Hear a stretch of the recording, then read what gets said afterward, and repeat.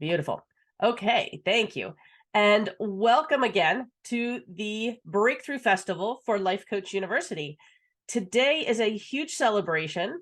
We are turning 3. This is our 3rd annual Breakthrough Festival.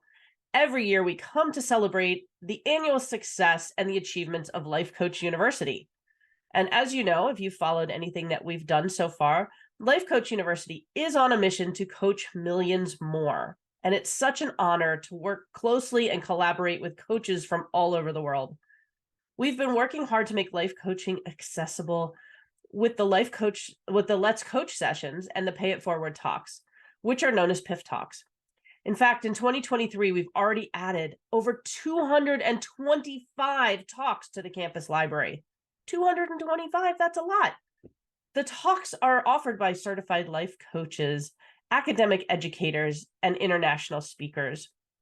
And, one of our favorite things to do here on campus is to pay it forward. We do everything with the idea that we spread the love, right?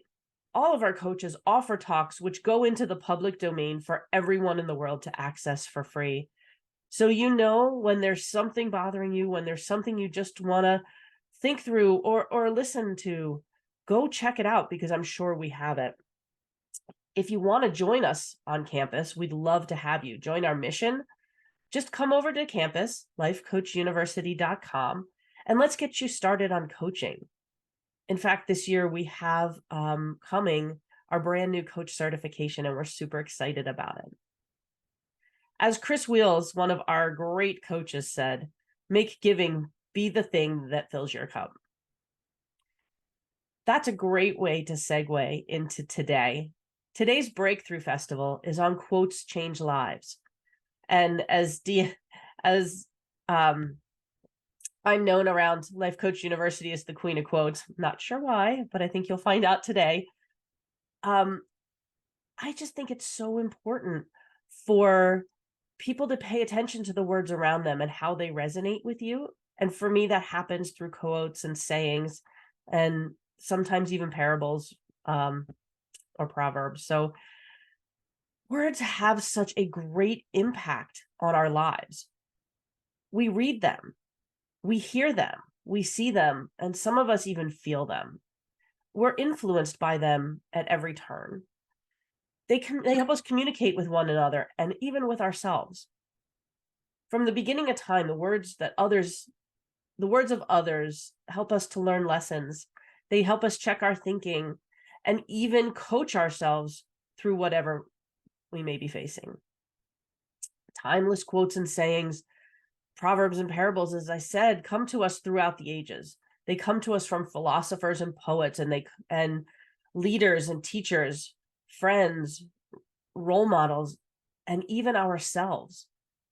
It's those words that when they stick, they resonate with us and they have a lesson, a pearl of wisdom for us that we can tuck into our tool bag and pull it out as we need it. Sometimes these quotes, they rhyme and sometimes they don't. A few sparse words and other times it's a story or a paragraph. But they're just little reminders, ones that we have what it takes, that we can forge through, or you can pick ourselves up, shift our perspective, and most of all, the reminder that we are the ones who can make this happen and nobody else. So quotes are important pieces of evidence. They stem from people who've walked the path before us.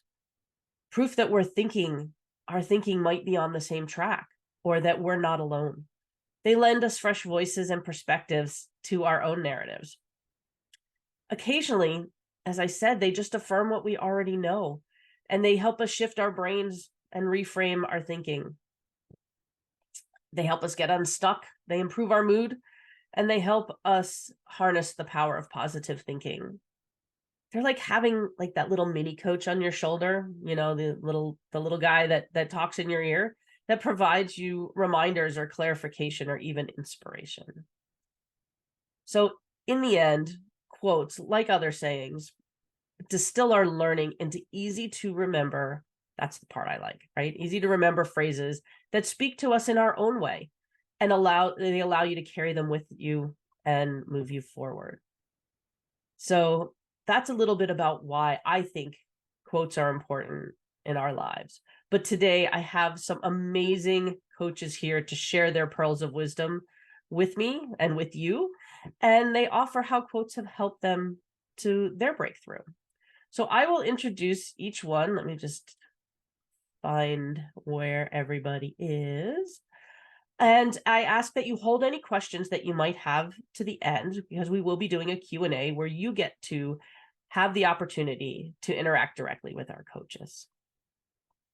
So let me bring up our first coach. Her name is Maxine Tolbert, and she is a Jay Shetty certified life and success coach and NLP practitioner. Hi, Maxine. As a self-proclaimed best life advocate, she coaches people as integrated mind, brain, and body systems.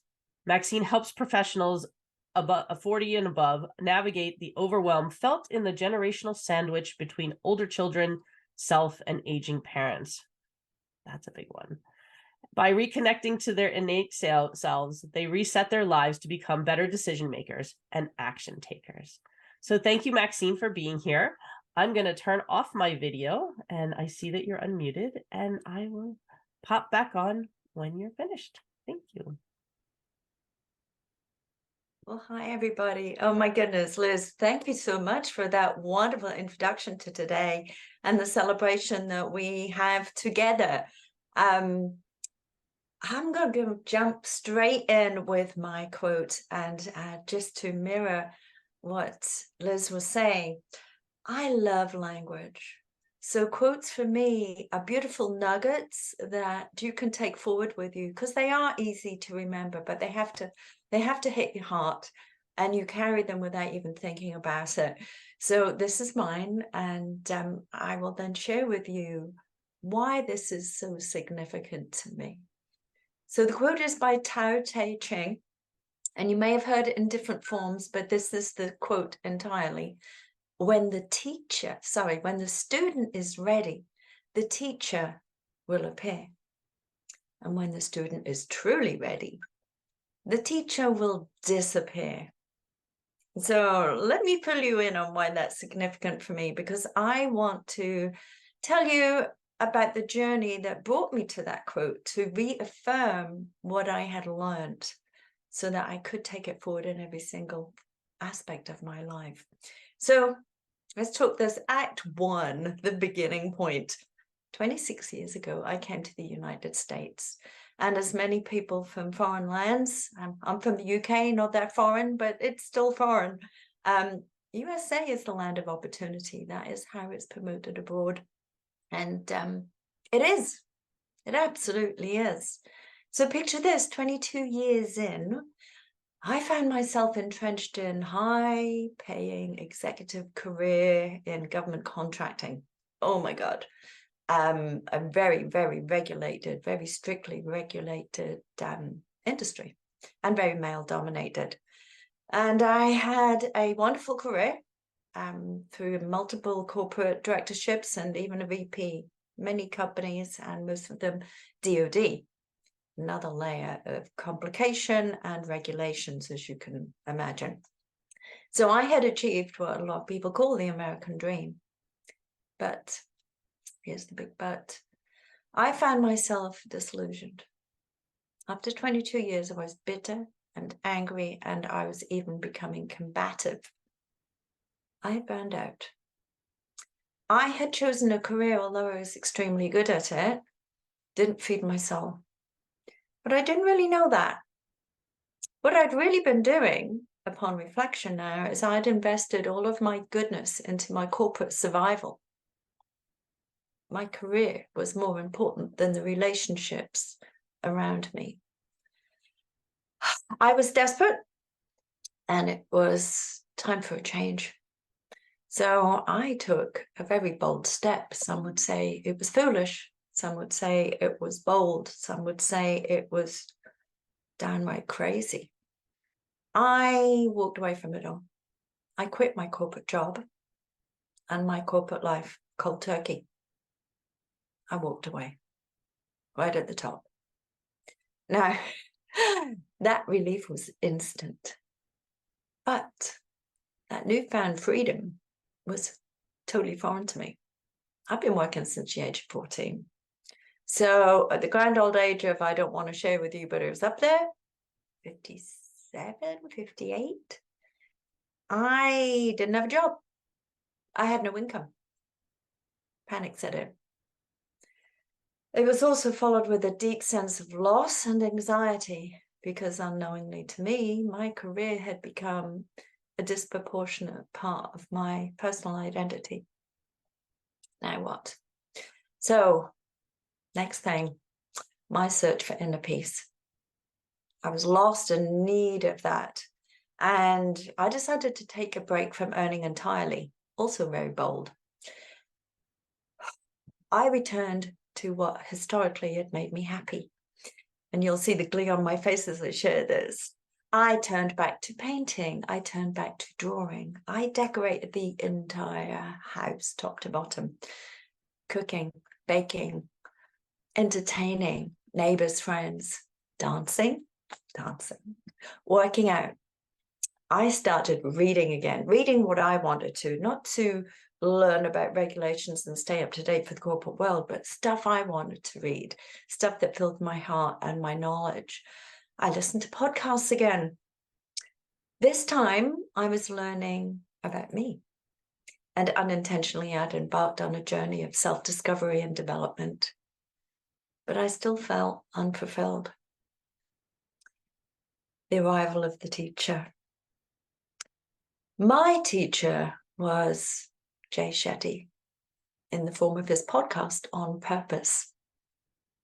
When I found that it was Pandora's box of self-realization, I was drawn to a community of life students who were willing to unravel their lives as well, because that was what I was doing. And I joined his online community called Genius. Soon after, I received an invitation to his new coach certification course, and I became one of the founding members. Now, I'm sure a date that I'm about to share will resonate with all of you, because destiny had more in store for me. So here comes an unexpected teacher in addition. The certification school for Jay Shetty started in March 2020. Does that ring a bell? Yep. COVID-19 pandemic kicked in right there and forced isolations began. So what did that teach me? You can probably resonate with some of these too. In isolation, I was forced to reconnect with my husband, navigating 24/7 togetherness, working and me studying from home together, trapped. I know that was challenging for many, and I can share it was challenging for us. We came through that. I also, or should I say we, welcomed a soul companion in the form of a dog. And Teddy, our new dog, reconnected me to patience and a level of devotion that I had kind of neglected a little bit. And I learned unconditional love again, or I was reminded of it, because it was 24/7. I was able to deep dive into learning and focusing on coaching and my self-reflection. So here's the transformation for me. With fewer external distractions, I immersed myself in that learning and self-reflection and found forgiveness of myself and others and of my journey, and a full understanding of how I'd got to where I had got. And 9 months later, I emerged as a certified life and success coach. That was a rebirth for me, a total transformation. I had found a new vocation, one I was truly passionate about. I rediscovered my love for people. It was always there. I also became curious and fun-loving again. I improved all of my relationships, every single one, because I became aware of them and my need for them, and to be present. The compassion and empathy that I've always felt for others was no longer hidden behind a cold corporate mask. I didn't have to pretend to be in that role anymore because that role never fit me.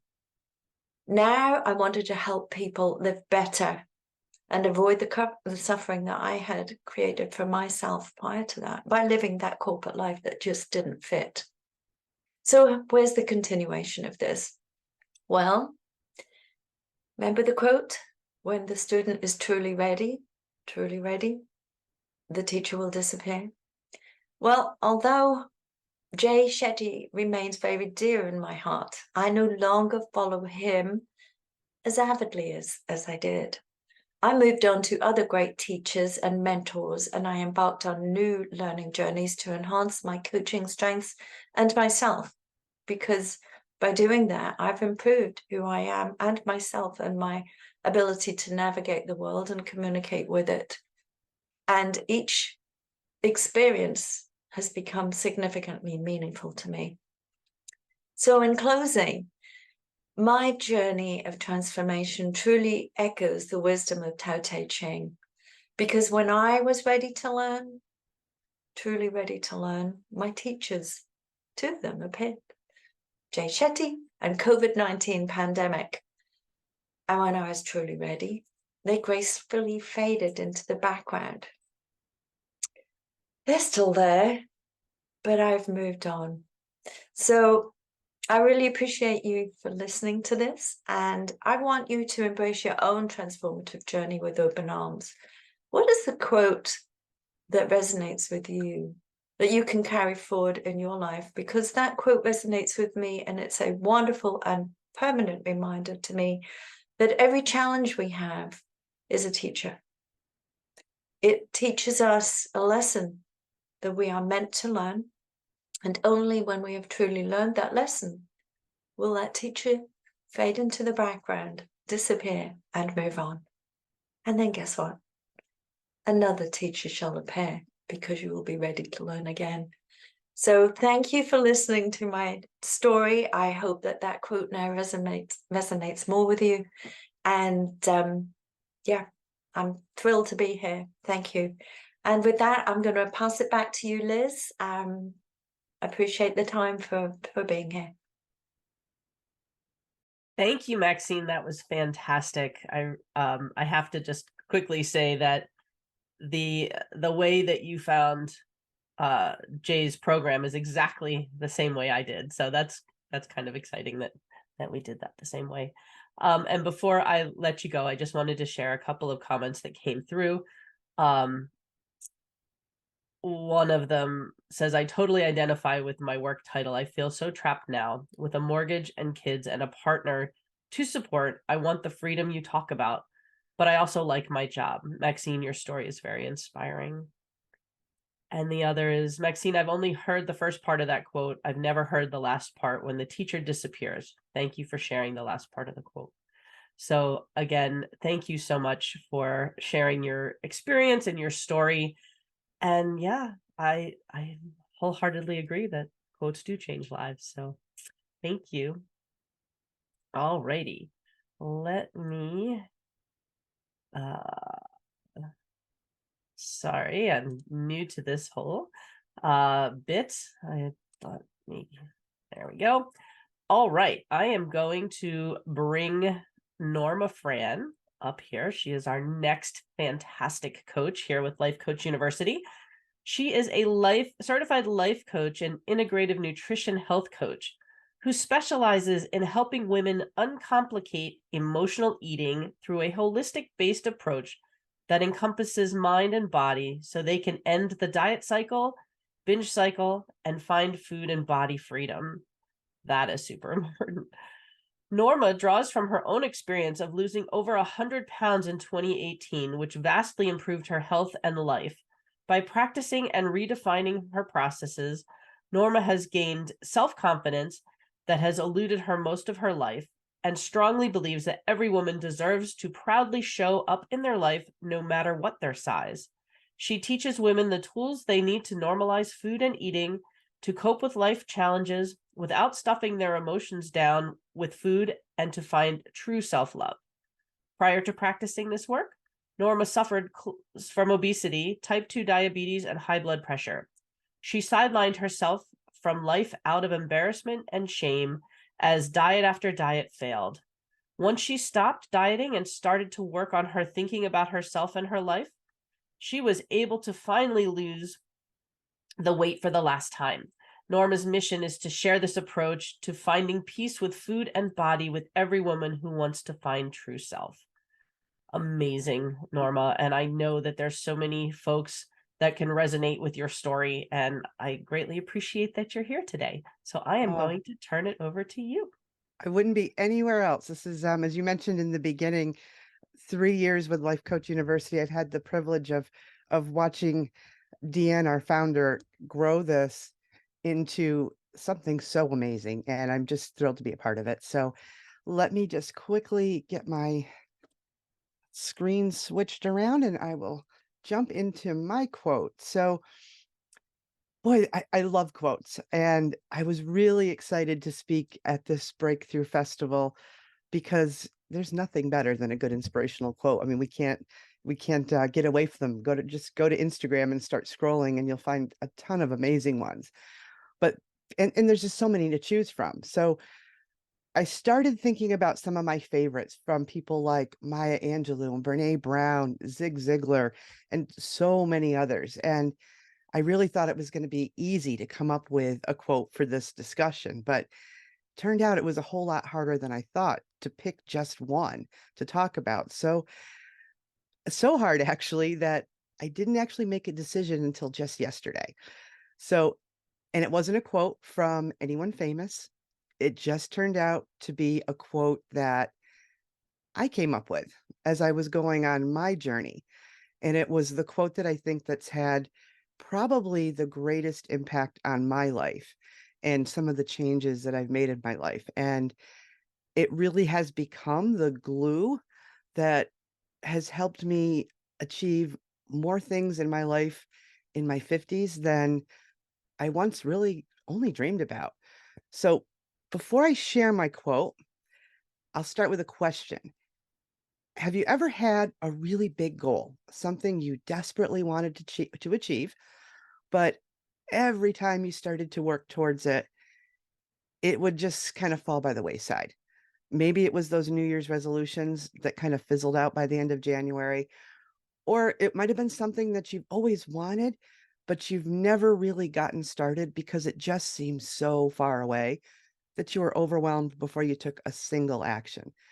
So for me, it was weight loss. Liz shared my little bit of my story in that bio. And I spent my entire life chasing weight loss, feeling anxious and out of control around food, and frankly, hating my body. It was truly a second full-time job, managing diets, planning and tracking everything I ate, and dragging myself to the gym at crazy, ungodly hours. But the ironic part of it is all that work, no matter how hard I worked at it, no matter what I did or how badly I wanted it, I was never able to stick with it long enough to step on the scale and see that magical number that I believed was going to change my life. So when I look back at that, kind of in hindsight, I realized that I was chasing a big outcome goal. That's how I like to call it, my big goal of losing 100 pounds. That was so far away, I could barely see it, much less connect to it. But that was where I always put my focus, on that big outcome, because I was zeroing in on losing those 100 pounds. I was missing some really important moments, like the weekly weigh-in that resulted in only a half a pound or a pound lost, felt incredibly insignificant and never quite good enough. I was missing out on those little moments when I would check my blood sugar and it was starting to stabilize, but it wasn't good enough because it wasn't close enough to that big outcome goal. Or when I could climb the stairs and get to the top and realize that I wasn't huffing and puffing, it still wasn't enough because it wasn't close enough to that big outcome goal of a 100 pounds.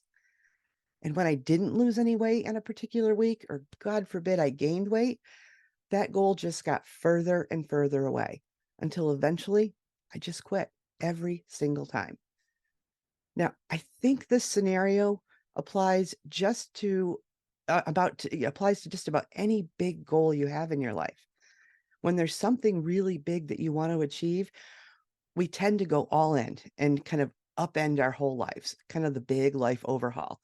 And for anybody that's worked on their health or their weight or anything like that, it may look like, wiping out your whole kitchen and bringing in all the good food or buying all the gym equipment. But we do all the things to get to that big goal or that we think we need to do. But then, as fast as that motivation came on, it disappears. And then we slip back into thinking, why bother? I'm never going to get there. It's too far away. This is just too hard. At least that's what came up in my mind all the time. Now, I was fortunate enough to find a coach, and truthfully, at the time, I didn't know what coaching was. Never heard of it, never connected it to weight loss. But something in my brain said, well, you know what? You haven't done this yet. Let's give it a try. And I started to work with this person and really dig into why I gave up so easily when things got hard or didn't move as fast as I wanted them to. And I realized that I was blaming my lack of willpower when in fact it wasn't that at all. The truth was, I didn't believe that I could lose weight. I couldn't connect to it. It wasn't sticky. I couldn't believe because I was chasing that big outcome goal of 100 pounds. And it was always nothing more than, in my mind anyway, an impossible dream that was far, far out of my reach. And because the only thing that was in my direct line of sight was that big, far away goal, I couldn't see that slow and steady progress as success. I could only see how far, far away that goal still was. And then I'd start to obsess about the snail pace that I was going. But my coach challenged me to shift my thinking to just today and figure out what my goal for today was. So instead of writing at the top of my journal every day that my goal was to lose 100 pounds, I started writing something different, just 2 words. And this is the quote that has become my mantra, my motto, the thing I write on my journal every day still. And that's today matters. That became my anchor. Today felt doable. I could believe in a goal that was only involving 24 hours. So every day I asked myself, what can I do today that will matter? And like I said, today matters became my motto. I could connect to today. I could believe in what I could do today. And the magic of today matters, at least for me, was that it allowed me to see progress every day so I could celebrate success every day, not just hold on to that celebration until I got to that big goal. And then I didn't miss those seemingly small victories anymore. They were huge daily victories. It was like collecting evidence every single day that I was making progress, not just when I jumped on the scale or hit a big milestone. Today matters helped me believe that I could actually achieve my goal. I could achieve that big goal, but do it one day at a time. So today matters still grounds me in what I actually have control over. It reminds me that yesterday's gone, tomorrow isn't here yet. So all I can really control is what I can do today. So instead of looking to that big outcome goal and trying to make those big, sweeping, untenable changes all at once, today matters allows me to focus on something so much more important, the small daily behaviors that actually create the change necessary to achieve my goal. And over time, when I strung together a whole bunch of todays, something amazing happened. I lost that weight. I achieved that goal. One single today at a time. Didn't happen overnight, but it did happen. One single day at a time, because today matters.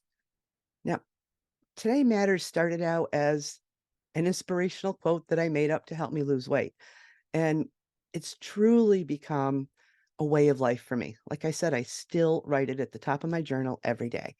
Today matters. How can I make today matter? And in fact, I think I've achieved more in my 50s than I had in my 30s and 40s combined because of that quote.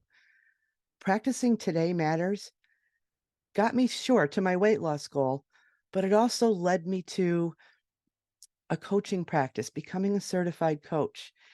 And I connected so deeply with what Maxine was saying about your teacher appears. My teacher appeared and she helped me see this. And when I finally understood it and put it to practice, I started achieving my goal.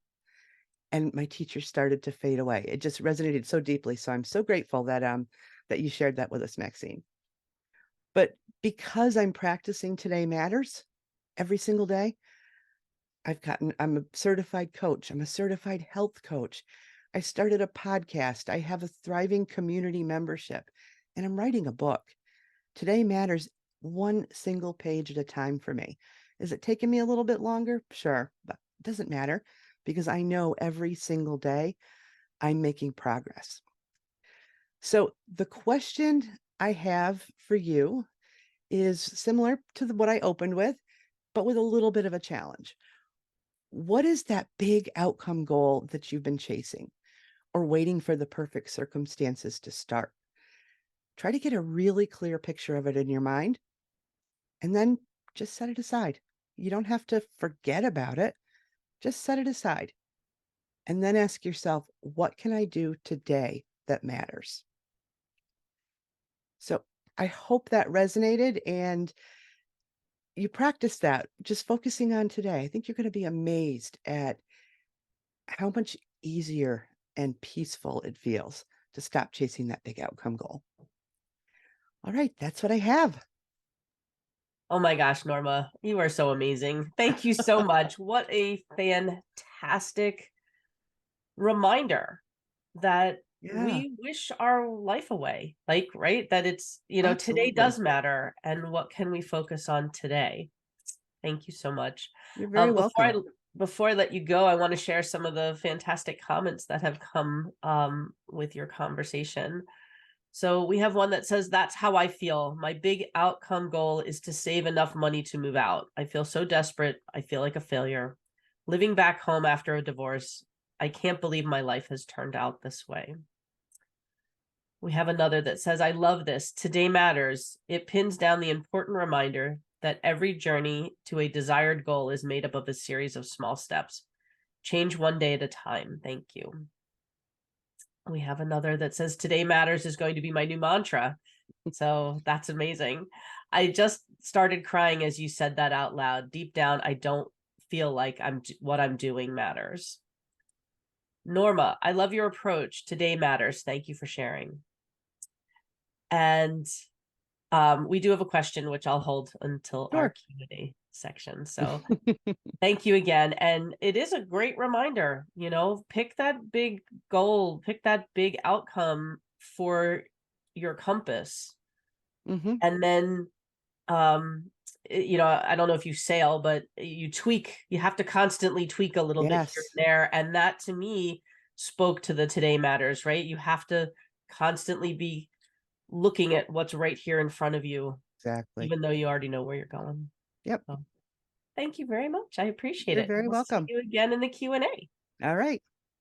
Let me figure out how to put you back in the audience. And let me find, oh no, I am not finding our next attendee. What? Okay, well, we are going to, oh, what is it? Hold on here. All right, that's coming in with an error code. So, love technology. Nancy, if you're with us, I am going to have to, I see that your hand is raised, but because you've come in a different way, you're coming in on the Life Coach University. So I'm not able to promote you to panelist because you very strange. Can I ask you just to go back out and come back in, and I will jump in here. So, one of the things that I love about coaches, or I'm sorry, about quotes, I love coaches too, of course, is that they have a way of connecting us through the ages. You know, as I spoke earlier, we talked a little bit about how they came from philosophers and poets, and they can come from anywhere, as we've seen, right? Maxine shared with us an ancient quote from Lao Tzu, or Tao Te Ching, right? And Norma had her own. I find what's so surprising to me is how applicable some of these ancient quotes are. So there has to be some truth to it, right? I mean, because they're timeless. Confucius, the ancient Chinese philosopher, he was known to say, life is really simple, but we insist on making it complicated. I mean, haven't you heard that before? I've heard that before. He also said, I hear and I forget. I see and I remember. I do and I understand. And as a person that is very kinesthetic and needs to actually do whatever it is I'm learning, that's my understanding. So I'm able to connect to these folks that have walked the earth 5,000 years prior to me, and it's so just surprising to me. The gentleman that Lao Tzu that Maxine was talking about, he also said that a journey of 1,000 steps starts with a single one, right? That's what Norma was talking about. Start with the step today, because today matters. He's known also for saying, care about what other people think and you will always be their prisoner. Marcus Aurelius, the Roman emperor, has said, our life is what our thoughts make of it, and a man's worth is no greater than his ambition. And finally, I'll leave you with Rumi on this, who was a Persian poet. And he said, the wound is the place where the light enters you. I thought that was just so mind-shifting for me. And one of my favorites of his is, when you start to walk on the way appears. So with that, I'm going to bring Nancy up as our panelist. And she is fantastic and wonderful, and one of my good buddies and close friends. Nancy Sawyer is a speaker, group facilitator, and life coach living on Cape Cod. She's so very lucky. Her Permission to Pause workshops and webinars create spaces for people to check in with themselves, while also teaching a powerful tool that helps people recenter during stressful times.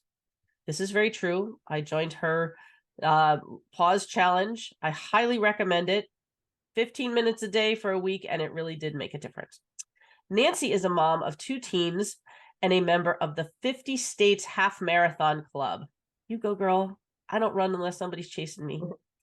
Nancy is here to share some words that are powerful to her. So I am going to let you take it away. Thanks, Nancy. Thank you so much, Liz. Sorry for those technical difficulties. I'm not sure what happened there, but as usual, we all figure it out eventually, don't we? So I want to give a shout out to Life Coach University and 3 years. What an amazing platform this is. I am so grateful for it because it has helped me grow, as well as offered so much wisdom and help to other people around the world. So thank you, Deanne, for what you do. And thank you for all the other amazing coaches that I get to work with. This is lovely. Thanks for having me today. Norma and Maxine, I've just been sitting here having my coffee going, this is amazing, the stuff we're learning and sharing. So thank you so much. I have a quote that I'd like to share with you.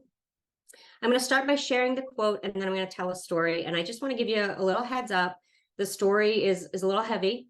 So that's just to let you know in advance, in case that's not something you want to hear today. You can mute me for a little bit. So this is the quote. And Liz, you just mentioned Rumi. So it is. Let yourself be silently drawn by the strange pull of what you really love. It will not lead you astray. So this quote, just as important as the words it shares, is the importance to me of how I came across it.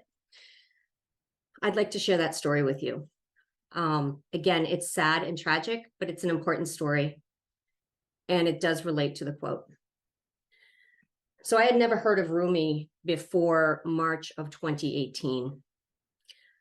On March 9th of 2018, there was an event that changed my life and that of many others.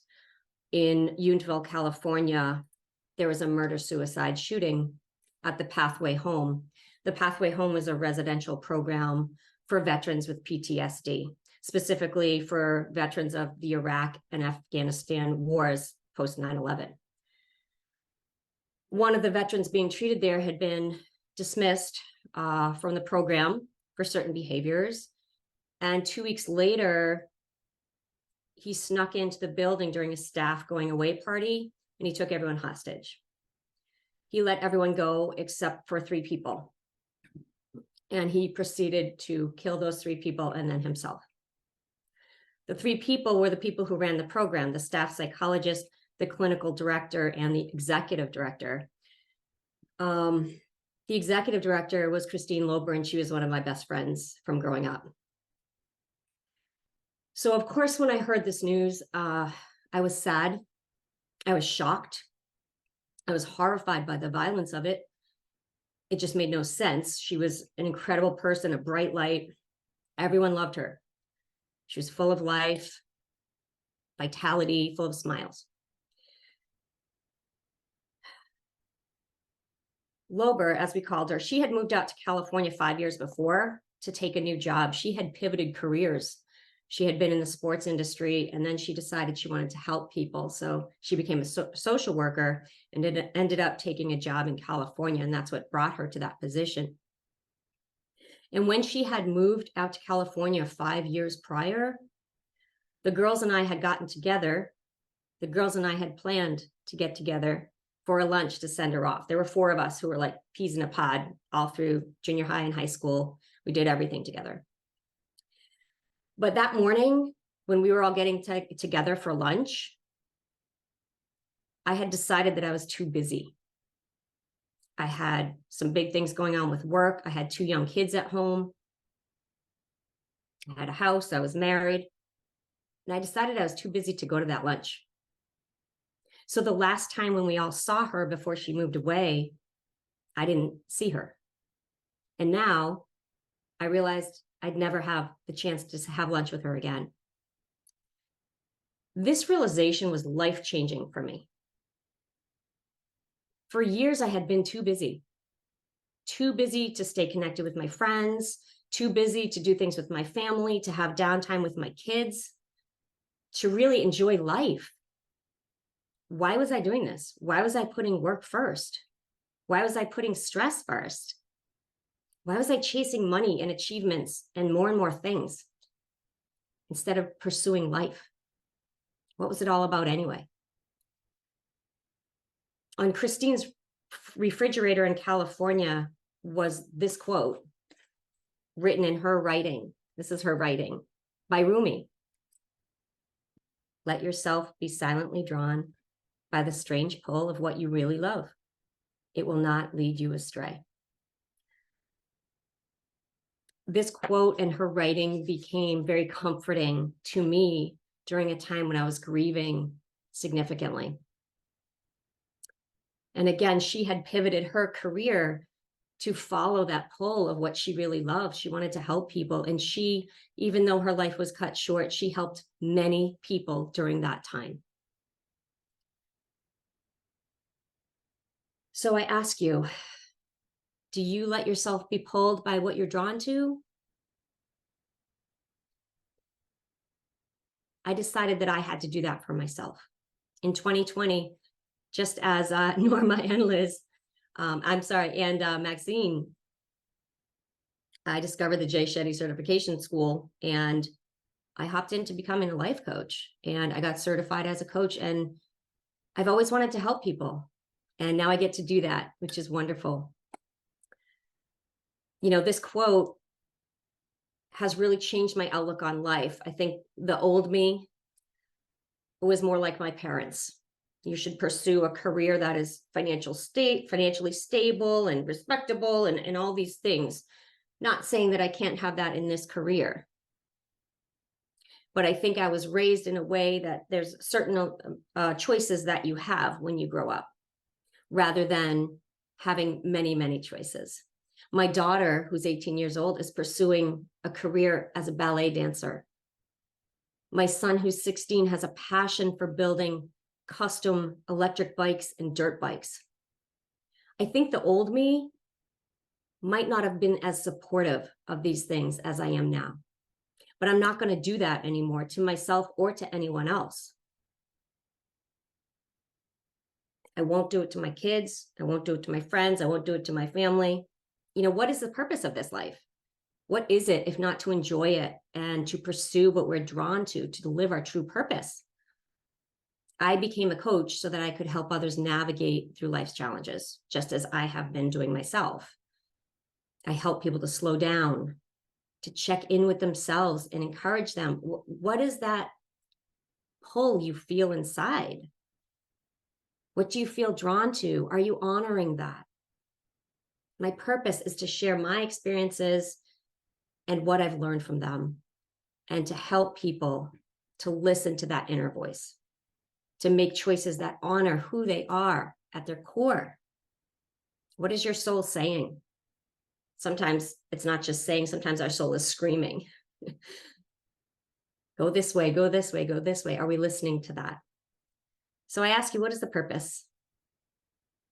I believe the purpose of this life is to live, and to live it fully, and to pursue what is uniquely your desire and your purpose. So I invite you to connect with yourself and to give yourself the gift of honoring what you are truly drawn to. So I'm just going to say the quote one more time. Let yourself be silently drawn by the strange pull of what you really love. It will not lead you astray. All right. Thank you, Liz. I'm going to send this back to you. Thank you, Nancy. It was really poignant, and I'm so sorry for your loss. And you never know where these things will come. And it sounds like, that was her lesson for you. And that's so beautiful that you're able to carry that with you. And you're right. We need to stop and spend some more time thinking about what's important to us and what really makes our heart sing, because as far as I know, we only have one go around here. So and I love that this has been able to translate to your kids. I mean, I wish that I could turn back time and be the person I am today when my kids were little, and how different they would have grown up. I mean, they're fantastic human beings now, but they would have been even more fantastic. So your children are very lucky. So thank you very much. I appreciate it. And actually, when you while you were talking, what popped into my head was something I heard recently, attributed to Isabel Allende, the author, who somebody was interviewing, and they asked her on her 80th birthday when she was going to retire. And she said, "What are you talking about? I'm retired from all the things I don't want to do. This is what I love." So, a little bit more lighthearted, but to go along with what you said, I think it's time that we all retire from what we don't want to do and find ways to enrich ourselves and follow that strange pull of what we really love. So thank you very much. Yeah. Thank you. All right, I am back. So I am Liz Cressy, and I am a strategic growth coach and best life researcher. I too am a Jace Shetty certified life and success coach, which I think you already know, but I'm also a Mind Valley and EverCoach business coach consultant. And like Maxine, I too am an NLP practitioner, and I hold a foundation coach accreditation from the Association for Coaching. So what does that all really mean? Basically, it means that I'm committed to bringing the very best of myself to help the very best of you come to life. Whether you are seeking coaching for personal growth, to grow your small business, or both. By making a commitment to yourself, you grow your impact in the world and define your legacy. After all, legacy is much more than the stuff that we leave behind. It's how we show up in the world every day. And I think this is what draws me to coaching. I think all of us as coaches want to help people and want to help people live the life that they are put here on this earth to live. So as the queen of quotes here at Life Coach University, there are just so many to choose from. And as Norma said, like, they come from everywhere, and they are in, I don't know. I mean, you scroll on Instagram and I could save 1,000 pictures a day of quotes because they start to resonate with you. And when you go down this path, it's fun. It's frustrating, especially when you need to narrow it down. So I do kind of geek out on quotes, in case you haven't noticed. And in fact, I'll let you in on just a little secret. Sometimes I'll check to see if there are quotes around a topic I'm considering. It gives me an idea, actually, of how others view it. And it gives me a new perspective, especially if I have that social proof, right, of somebody else that's walked this way. And so I thought today I would bring you a few which have given me strength, motivation, inspiration, and definitely perspective. And just a good reminder to get out of my usual approach and reframe the way I see things. So one of them that I find, these are some that I say a lot, or I hear myself saying a lot. I'm sure I say a lot more than I recognize what I'm saying. The first one is a German philosopher, Nietzsche, said, "That which doesn't kill you makes you stronger." And as somebody who still has one foot in the corporate world, this is a mantra I say to myself all day long, because the frustrations and the seemingly impossible or insurmountable complications that can come in the corporate world in terms of just processes and projects, that it just seems like everybody makes it hard, right? So this is definitely, when something feels almost impossible, this is what comes to mind for me. And it's just a nice reminder that it could always be worse, and I'm growing for it, right? The more I tackle this, the more I grow. And when things are really hard and the navigation seems near impossible, I actually imagine myself with, in funny ways, as Hercules or Atlas, and it makes me laugh, right? So even though it's a serious quote, I do find some humor in that. And that which doesn't kill you makes you stronger. And I would invite you to understand that that's really true, and it can apply in so many ways in your life. I don't know if this next one was Rumi, but it was an old Persian Sufi poet. It's "This too shall pass." And sometimes that's attributed to certain religions and like biblical text or such, but it is a Persian Sufi poet from what I understand. And that, along with "that which doesn't kill us makes us stronger," speaks to me because I know it's temporary. And it's when things are super hard, or things are super sad, or just not fun and not lighthearted, this too shall pass. I remind myself that not only will it make me stronger, but it's also temporary. And the only certainty, honestly, is death and taxes. And that goes with this too. I don't know who said that, but boy, are they right. So I invite you to think about those two. I don't know if this is my own quote. And honestly, creating our own quotes is actually, it's an inspiration, and it really drives home, because you'll hear these words over and over again, and it's in the right moment that they resonate with you, and they're lessons that you're creating, and they're reminders that you're creating. So just as Norma said, having your own is so much more impactful. And for me, especially dealing in the corporate world, I can only do what I can do. I say this all day long. I say this to anybody that will hear me. You can ask me anything, but I can only do what I can do. And I will always give it my best. But for me, that allows me to stop beating myself up. I don't know if you've ever done that, but I spent a lot of time in my younger years beating myself up for things that were completely out of my control. And this is just a reminder to slow down and not sweat the small things, right? Do what I can do, show up the best way I can, and everything else is out of my hands. You know, even though at times I think I'm superhuman, I'm not. I know it's a shock. But I can't be responsible for others, and I can only take care of what's in my control. So I can get done what I can get done in the time allotted, and that's the best you can get. So it's offered me freedom from burnout and the overdue. Another one that if you've listened to anything that I've any of the other sessions that I've done, you'll hear me say, because I do hear myself say this a lot, and that's, you can't put toothpaste back in a tube. I have no idea who said it, but I think they're brilliant. And it's one of my personal faves, right? I have so many, but I feel like they're cyclical. And this one comes around right now at the certain time in my life and in certain conversations where it really warrants it. So this is a reminder to me that things are just as they are, right? It is what it is. You can't change it. So where do you go from here? Stop focusing on the past and start realizing where things are today and how do you move forward.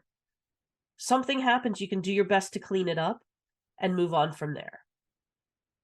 But seriously, have you ever tried to put toothpaste back into a tube? It's not so easy. I've tried, and it never goes back in the same way. So understanding that you can't fix what's happened to today, but you can take today and move forward. So finally, I will leave you with another one of my personal favorites. It's just when I feel like I can't move forward, or I can't seem to get to the other side of an obstacle or challenge that's in my life in the moment, I pull this one out of my toolbox and I put it into action. It's when I'm frustrated with what's going on. It stops me where I am, and it encourages me to step back and consider other points of view. And inevitably, I'm able to find options I didn't know existed before. And that quote is from Dr. Wayne Dyer, who's no longer with us, unfortunately, but he was a fantastic motivational and I guess he was psychologist. There's just so much information that he's put forth, and he's always spot on for me. And that quote that he said is, change the way you look at things, and the things you look at will change. Whatever's going on in there, what I do with it is what makes the difference, right? It's not only the one way, right? I'm going to come to a situation, I'm going to come to a scenario with all of that, my history, all of my current thinking.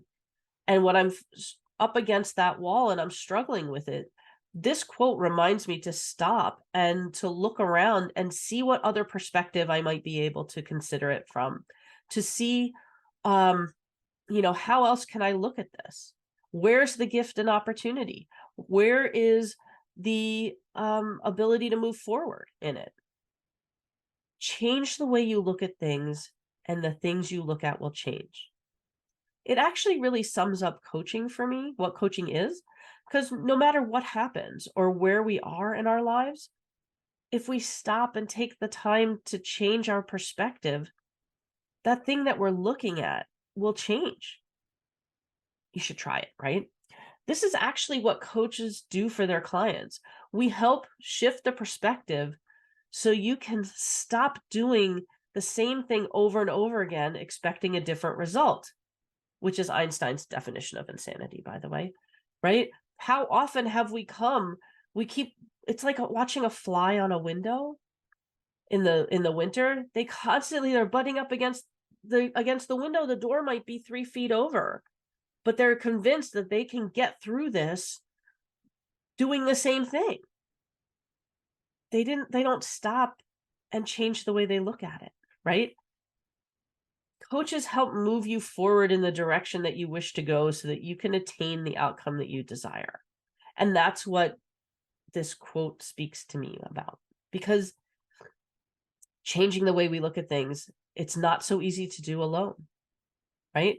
Use your friends, use your journal. Like, you can do it by yourself. Journal. Norma, she just told us that she journals all the time and she puts Today Matters on top. And that's a great practice to get into, because when you understand how you think, and more of these life lessons will stand out to you. I mean, sometimes it's funny. Sometimes I see them like in bold and I'm like, oh, that's an important one, because you never know where you're going to find them. The quotes, that is, right? You can find them in advertising. Just do it. Nike. It gets you motivated and helps push you forward. You can find them in music. I had a conversation with my husband yesterday. I was asking him, like, well, what really, do you have quotes that inspire you? And he's like, no, I'm not like you. He said, but I do, for me, it's music. And music's the same thing. I mean, Bobby Darin, in life, we have some trouble, but when you worry, you make it double. Don't worry, be happy. Right? Now everybody's singing that song. La, la, la, la, la, la. Anyway, I hear that song in my head when I say that, but don't worry, be happy. How often have I said that to people in my life once I heard that song, when somebody's feeling, down about something probably silly, just go up, punch them on the shoulder and say, hey, don't worry, be happy. TV, right? They come from TV. Seinfeld, no soup for you. I've said that to my kids a number of times. That was something that came out of that television show. Movies. Carpe diem, seize the day, boys, make your lives extraordinary. That was the Dead Poets Society from 1989. And of course, may the force be with you. I think everybody knows that one. So we could go on all day, for sure, right? I'm hoping that you recognize the power that quotes can have in your own life. And I just want to say thank you so much for joining us today. And before we head off to Q&A, where you can bring your questions and comments or share your own quote, I'd love to hear that. I really want to thank you for coming and celebrating our 3rd birthday. 3. It's amazing. And Life Coach University is just on such a fantastic trajectory. So before we go, I want to give all of these fantastic coaches a huge round of applause. And for our audience, I thank you for joining us. So please put your questions, your comments in the Q&A. And if you like, raise your hand and I will bring you up so that you can ask your question or give your story in person. So I'm going to unmute the coaches on my end. And if you gals would please mute yourself on yours, and then we can chime in. So give me just a moment to promote these guys again. We looking forward to interacting with you all. Let's see. There's Nancy, Norma, and Maxine. Awesome. It worked. I love technology when it works. So thank you guys again for coming on. This has been so much fun, and I've learned something from each of you, as I'm sure all of our attendees have. So let's see. We have a couple of comments. What I would retire from, what would I retire from what I don't love? What a great question. That is a good question. I love the toothpaste in the tube one. It is what it is. Acceptance is a big piece of moving forward. Yes, thank you. When I turned 44, I started saying no more. No more people pleasing, no more chasing, no more overwhelm, no more anything that doesn't serve me. That was my quote for the year. So I thank you for sharing that. I think that's also, maybe we should put the two together. Today matters. Well, maybe no more, comma, today matters instead of the other way around. That wouldn't say exactly the right way we wanted to say. So, Maxine, here's a question for you. How do you manage the financial uncertainty when you left your job? Take it away. That's a really good question. My immediate thought is not well. Like I said, I'm reminded of the panic. Seriously, I'd been earning money since the age of 14. So you get to 57 and you kind of take for granted that you're going to be earning money, right? You have some say over the money. Very fortunately, because of my career progression and the following of the money in the corporate world, I was able to set some money aside. So there was a buffer there, but it still didn't feel good because I'm a saver, I'm a planner, I always want to look to the future. And, you know, it's drilled into, I have a financial background. I mean, don't know whether you know, but I was an accountant before doing contract stuff, so very regulated. So that financial stuff was embedded in me, that panic, this is not right, this is not right. So I had to calm myself. I literally had to calm myself and say, you have a choice. You stay where you are and you probably kill yourself and hurt many people around you, because that's how it felt. I was depleted to the point of I didn't know who I was. Or you rescue yourself and you accept the fact that you're going to be okay. You're not going to die from it.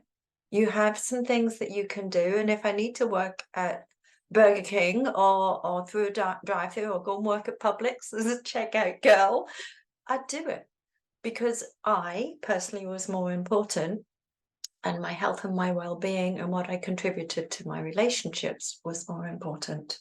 So it was really a point of desperation and survival of me. And that's what got me through it. The self-trust that I'd lived this far, this long, got through every single challenge that had ever been given me, and I had chosen this one and it would be okay. So there was a lot of self-counseling daily, building up to replace that revenue. I'm still working on it. I'm going to be honest with you. I'm working on it, because replacing the level of salary that I was at was it long-term building. So now it's long-term building again, but I'm okay. I'm happier. I'm healthier. I have some great relationships. I love what I do, and people, when they see me, think I'm retired from work, and I go, from corporate. I correct them. I'm retired from corporate. Yes, I work with people from corporate because I don't want them going through the same thing that I did. And I would not recommend that jumping point.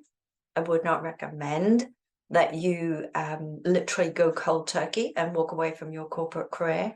You can actually do your corporate career better. So how did I cope with it? I told myself that my mission now was to stop people doing the same darn thing that I did. And that's what I do. That's what I do for a living. So I know it's a long answer.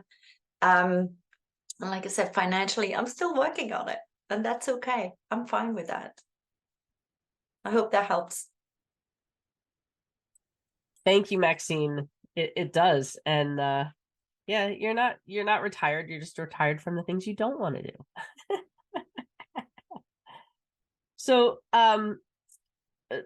Norma, how do you decide? How do you help yourself just focus on that one thing today, from having your big goal?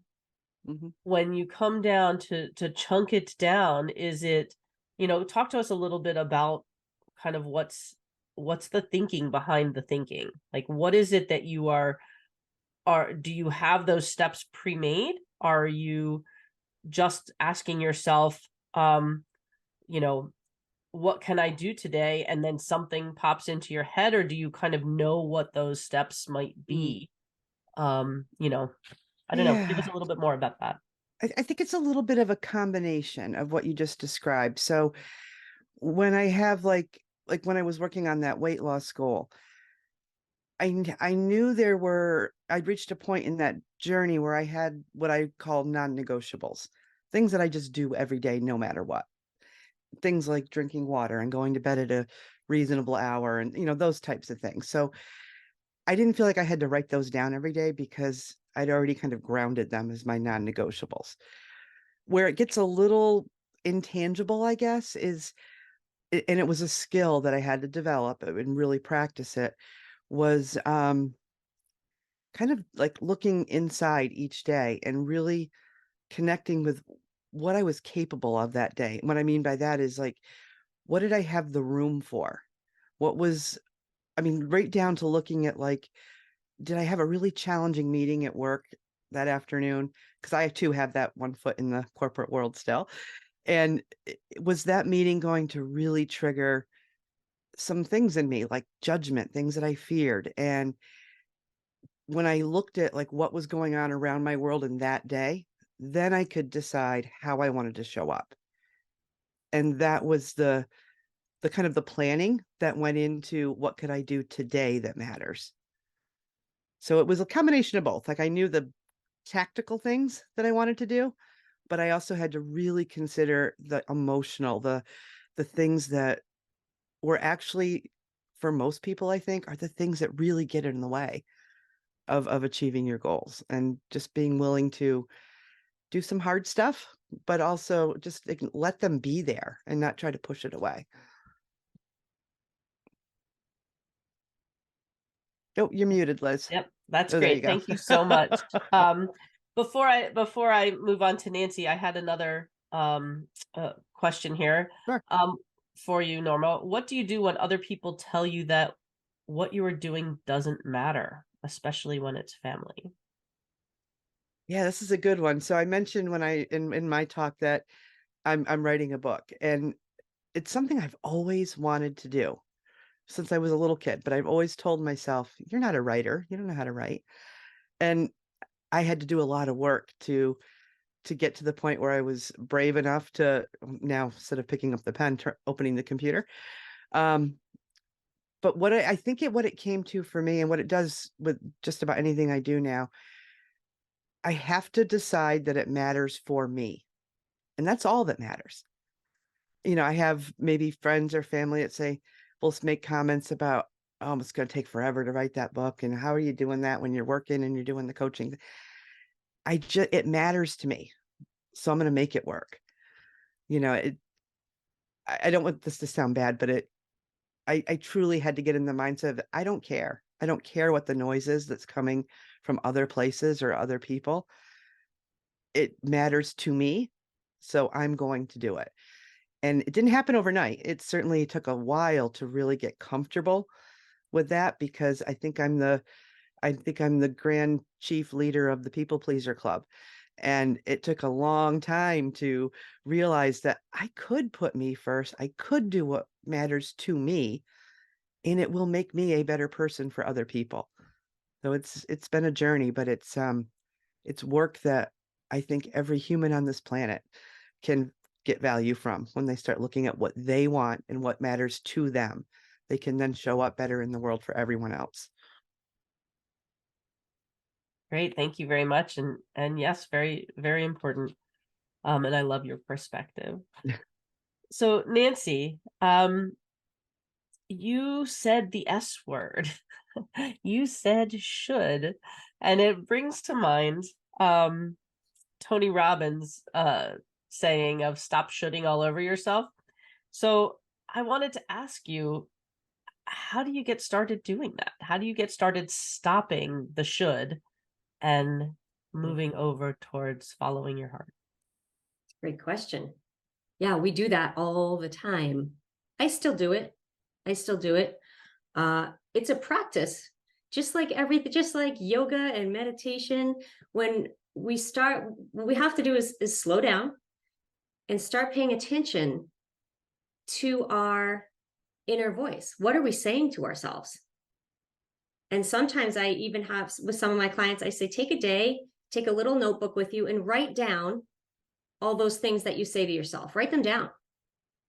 Then at the end of the day, look at those things, because so much of what we say to ourselves, we would never say out loud. We'd never say to a friend or to someone we care about.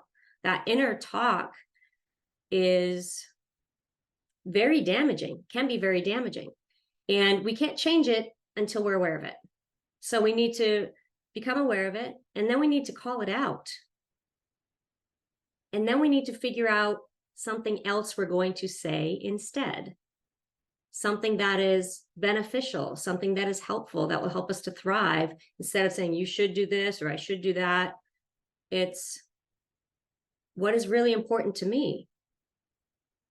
Because those shoulds come from all the things we were raised with, all the things our parents told us about in education and society and marketing. You should be this, you should be that, right? Where all these things are forced on us. And that becomes our inner talk. So we have to call it out. We have to slow down, become aware of it, call it out, and then replace it. And it's a practice. It takes time.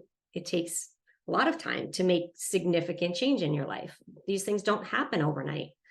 And that's why, Norma, with the Today Matters, what you do every day. If you catch yourself a couple times a day, geez, I'm talking negatively to myself again, right? Over time, we build that up. We get a little bit better each day. And over time, we can make significant change. Yeah. Very true. Thank you so much for that. Norma, I have another question here for you. I've been listening to Norma for a while now. I don't know why I still struggle with body shame. How long does it usually take? Ooh, that's a good one. And I don't know that I can give a specific answer because it's so different for every one of us. Just a lot of what Nancy just said is so true. We're so influenced by the world around us. There's so many expectations placed on us that are sometimes just this low level hum in the background. Even if you're trying to consciously tune it out, it's always there. And it's a process of trying to disconnect from that and get to a place where you can just be comfortable with who you are. And it doesn't mean that it's, how can I explain this? All right. So we're talking about quotes and affirmations. So one of the things that drives me crazy is when I see some experts or the gurus or everything giving this advice to, stand naked in front of the mirror and give yourself all this love and affirmation for your body. That's really hard for those of us that truly don't love our body, be it physical or whatever the reason is. Just like I was saying in my talk, I didn't believe I could lose weight.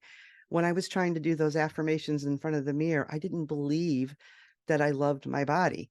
So I had to start really, really small and just start accepting the fact that I had a body, and then start taking it one step at a time and recognizing that, okay, my body got me out of bed this morning. It got me to work. It got my kids off to school. It came home and it took care of everybody else. And it did it all the while I was not being very nice to it. So what if I'm a little nicer to myself? What if I talk nice to myself? And when I started doing that, I started to appreciate my body and what it was, regardless of the size. And then I could think bigger, like, oh my gosh, this body brought 2 children into this world. And now 30 some odd years later, there's 2 amazing human beings that are giving back. My body did that. So it's a matter of just these shifts, the little shifts in your perspective, and forcing it, trying to make it happen overnight will keep you stuck every time. It's just the little tiny daily ways to look at your perspective of that day.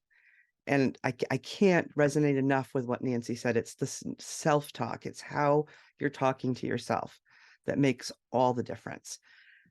Figure that out, and everything else is going to move so much faster. Thank you, Norma. You're welcome.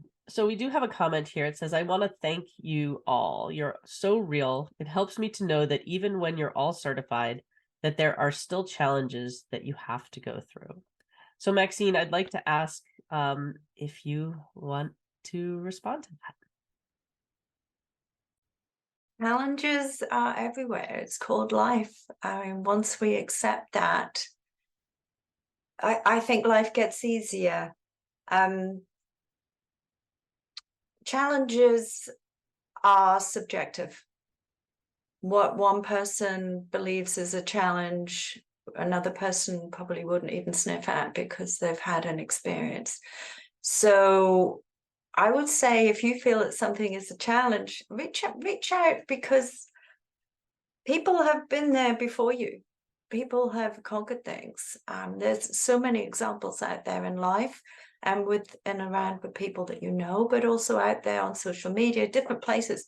Look for people that have maybe gone through what you feel is a challenge for you, because that community setting is huge. That support is huge, and it is there. And when people have been through challenges, I mean, look what you're hearing here today on the panel.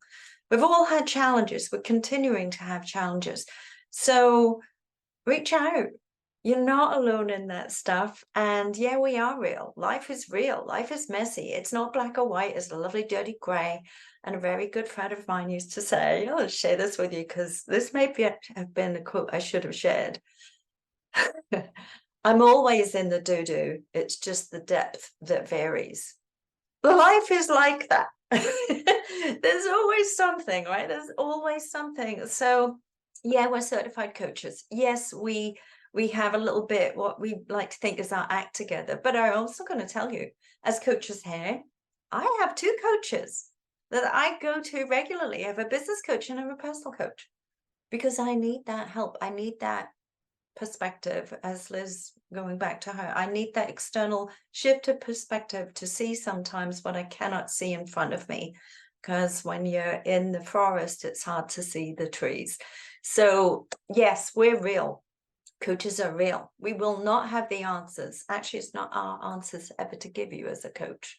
We help you find your own, because that's the most impactful. So yeah, we will tell you every challenge that we've had, but we will not tell you how to fix yours.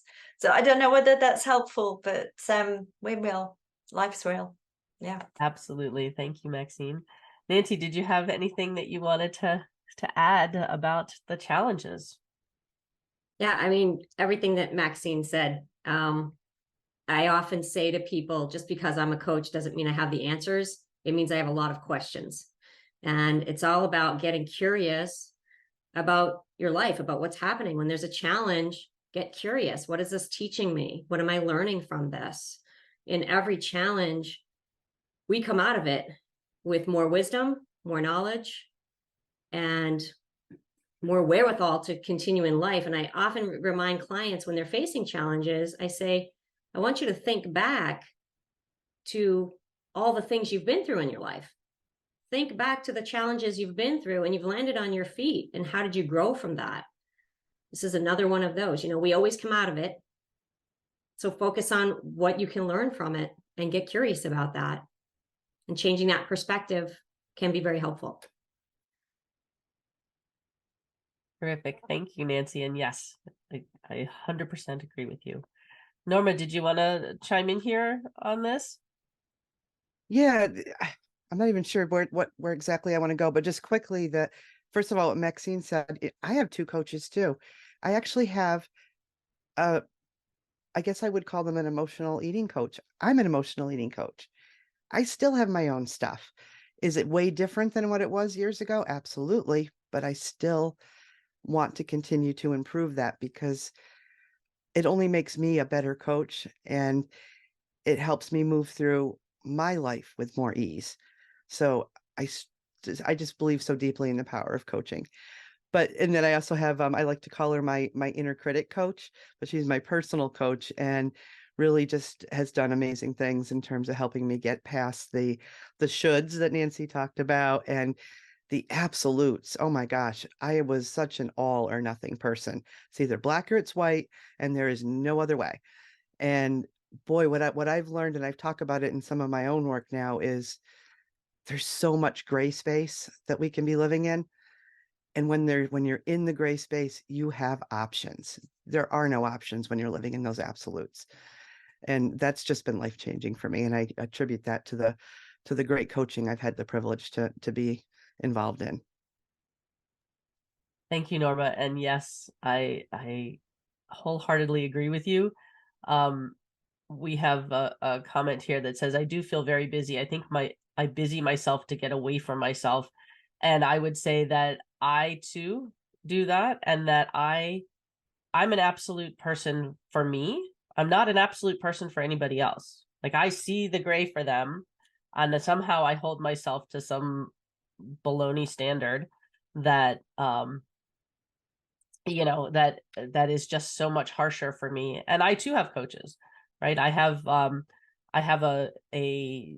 life coach for myself, and I have a business coach as well. So we also have a comment here that I think we have a few more minutes that might be great to sort of end on, which is, my self-talk is very negative, because we're already on this comment topic. Even when I try to be positive, I hear voices. I hear in my voice to talk in my voices to talk it down. So basically, I think what they're saying is, even when they try to be positive, that they still have those negative voices, that it's like the angel and the devil on your shoulders, right? So I will just throw this out there. If you want to say a few words, Maxine, let's start with you. Oh gosh, I'd love to. So maybe this will bring you a little peace, but neurology, should I say, neuroscience, and lots of studies actually have supported and demonstrated that I think it's nearly 90% of our thoughts are always negative. So you're not alone, is really what I'm telling you. You're not alone. The other thing that I would caution you to is there's messages there. There's things you need to listen to. Don't suppress it. Burying it and wanting just to think positively is not helpful, because as I said in my quote, there's a lesson there. There's something you need to be listening to. And the teacher is that little voice in your head being negative. So what is it that it's saying? Listen to it. If there's fear behind it, try to get to the root cause of what that fear is, fear, anxiety, because there's something there that you need to address. And until you do, those voices will continue. So there's some inner work that you need to do. And I would recommend talking it through with somebody, get a coach, a good friend, but somebody who's objective, because yes, we all have negative thoughts. Listen to them, befriend them, don't push them away. And when you realize they're not actually being friendly, that there's a part of you perhaps that has experienced something very negative for you, you can actually speak with it. I do this a lot, and I'm just going to share this with you. If I have a negative thought that is fearful of rejection, which is a big one for me, I will literally talk to it and say, I hear what you're telling me. You're warning me that this could be really uncomfortable. It's not going to be very nice, and I'm worried about it, but I've got this. I'm a grown-up now. So tell you what, sit over there and just watch me handle it, because I'll come back to you. If you're right, this is great, thank you for the warning, but I'll come back to you. Let me do this and I'll address that later. It works for me. So maybe that kind of speaking to your inner voice will work for you. Thank you, Maxine. Norma, did you want to chime in on that? Yeah, really similar. One of the modalities that I've really been diving into and studying, and I know, Liz, you know this, is internal family systems, and this idea that we're all made up of these different parts. And the logic or the concepts that really stuck with me is that those negatively thinking parts, or those hypercritical parts that I experience, are actually trying to protect me from something.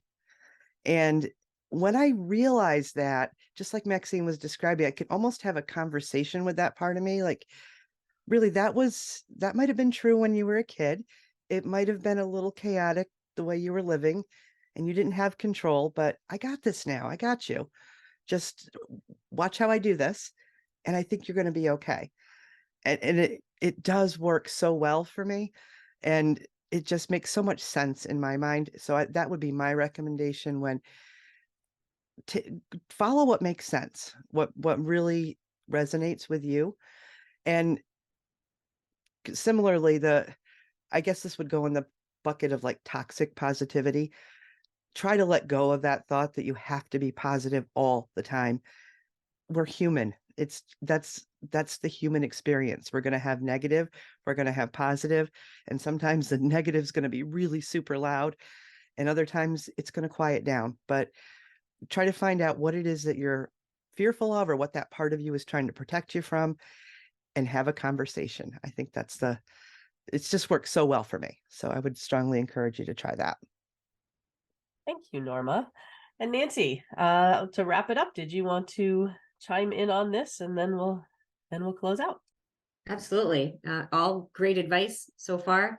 I had a coach one time ask me when I was sharing about my thoughts in my head, it can be limiting beliefs. And they asked me, whose voice is it?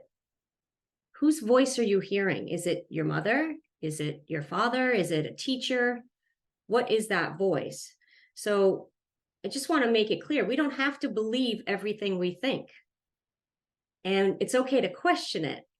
And that's how we have to dig deep and discover these limiting beliefs that we have. And then we can say, whose voice is that? Where did that come from?